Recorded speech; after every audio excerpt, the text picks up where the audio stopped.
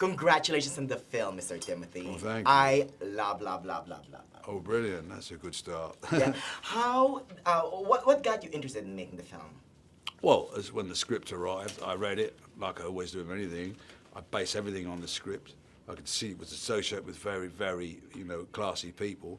I was absolutely fascinated by the script and the thought of this challenging man to try and embody this challenging, controversial figure. Right.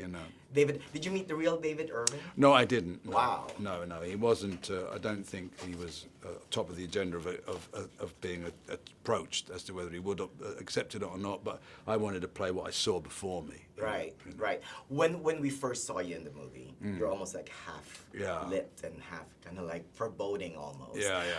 How did you attack the character? What was your plan of attack in giving him life? Well, it's the same I do with anything. It's my job as an actor to look at not at the consequences of somebody's actions, but where they come from, what they are. Look at it, completely empathise, not sympathise with what they are. Work out what you don't know, what you can't find out about what motivates them. You have to use your imagination. It's your job to make a connection between you and that character. It doesn't matter whether the character's popular, unpopular, controversial, toxic or not. Your job, simply as an actor, is to make a connection to embody that person, not by the consequences of their actions, but how they come from the center of it. And that's why, and here's why I think your performance is great.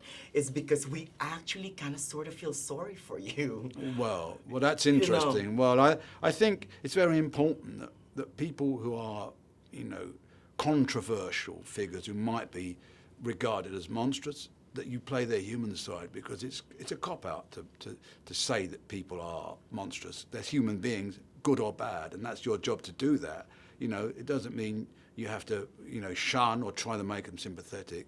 I think we're all human beings, and some people say things that hurt other people, but we're all human, and it's your job to find the humanity in everything you do. Tell us the courtroom scene. You look so lonely in there. Yeah. Well, he was. He elected to be his own counsel and his own lawyer and barrister, and I found myself being quite isolated there. In between takes, we all had our own rooms, and I went away, and it was odd. I just found that fortune was doing that to me as well. So every time I come out of this little room into the trial, and they were all over there, it was a little bit, and it worked to feel that sense of contrarianism as well. Right.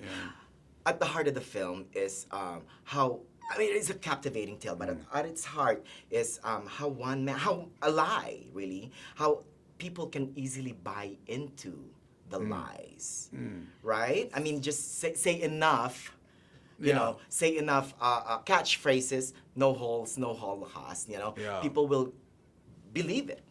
Well, it's interesting, isn't it? Because, again, it is a very interesting thing, because you have to, but your job to play that person is to, play it, for good or bad, what they think is the truth. And people often do go with their own truths, and they don't go with everybody else's. And that's an interesting thing, you know. Right. It is, how much is that is or not, their truth, or how much is it manipulation? I think the film, not me, it doesn't have to explain it. The film is an exercise in explaining that, because the film doesn't explain David Irving's psychology. It looks at the consequences of what he's done. Right. My job is to play him from the center, not its consequences. Right, from the heart. Yeah.